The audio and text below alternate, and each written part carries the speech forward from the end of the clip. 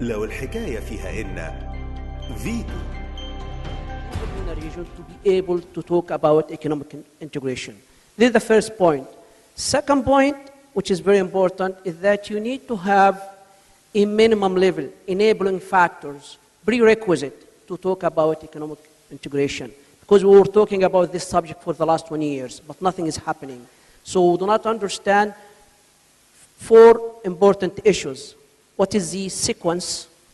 Where are the priorities? Where to start from? And let me give you a very simple example.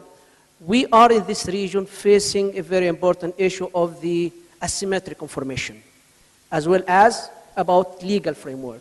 So now if you are talking about the sequence, should we start first, or the priorities, should we start first with improving our information infrastructure, which is, to many economists, it will have a more positive impact than you start with the legal framework. And when I'm talking about legal framework, you are talking about the property rights, rule of law, and what is more important than the rule of law as well is the enforceability of law.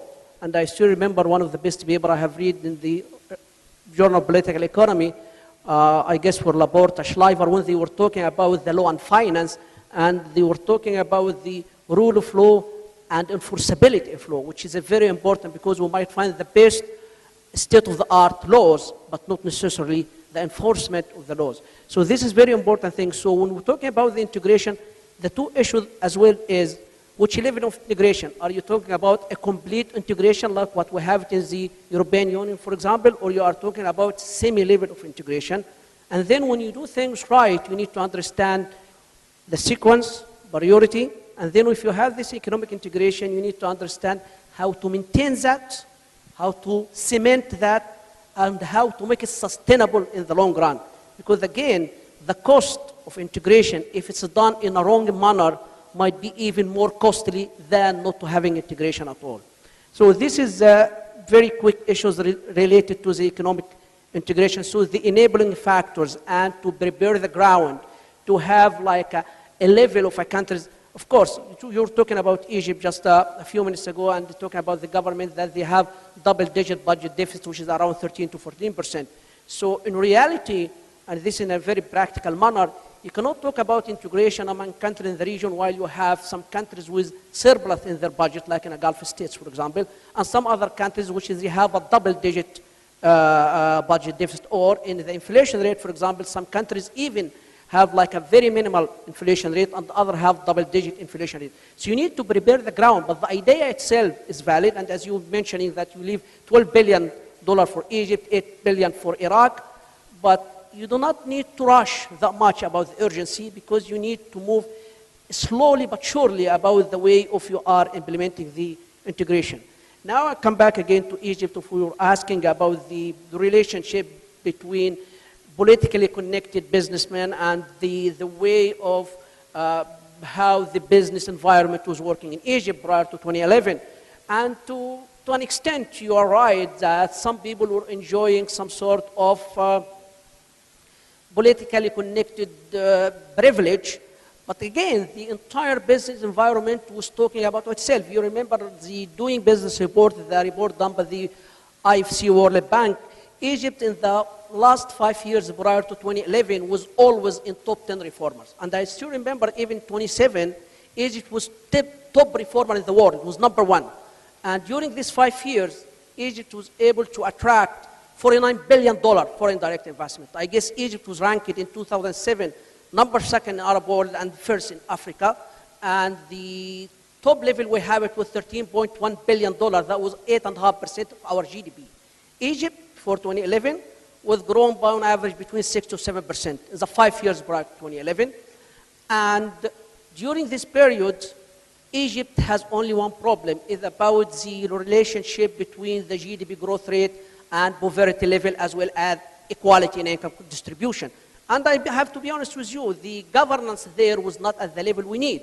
You talk about the rule of law, enforceability, you talk about the level of corruption, but again, we would have at that time a very friendly business environment according to the Doing Business report by the World Bank, IFC, and I guess the government at that time was having a very aggressive financial and economic reform during that time. And again, as I was mentioning, the problem we have it is about how to bring down the Gini coefficient, which is measure the difference between rich people and poor people in terms of income and consumption as well. So that was our big problem. But again, I guess if I'm talking about the future of Egypt, and you mentioned a very important issue about the subsidy, in which is a fuel or energy subsidy contains around 6% of the deficit we have. To my understanding, and I do not consider myself as a 100% official, even I'm appointed by the Prime Minister as the chairman of the stock market, but I get involved in many discussions about the future economic plans for the government, and I guess one important issue is about how to bring the budget deficit between 3 to 4% down, actually, during this year. So one of them is to tackle the issue related to subsidy. To your information, and I think you are aware about that, around 40 to 45% of our subsidy bills going to the rich people. So in reality, you can say it's a poor country who are serving rich people. And this cannot be sustainable at all given the new Egypt in which we are talking about. So I guess the government has not exactly 100% clear plan of what they are going to do during the next 3 to 5 years to bring the entire subsidy from the in-kind subsidy to a cash subsidy system to make sure that they are targeting only the poor people. But I guess that the government has a semi-clear plan of how to do that in 3 to 5 years. And I guess the other thing about the budget deficit, because I know that you are very much interested to understand about it, is about the revenue side. And I guess the latest law from the government, in which I was not that happy about it as a chairman of the stock market, is to have the capital gain taxes and tax on dividends.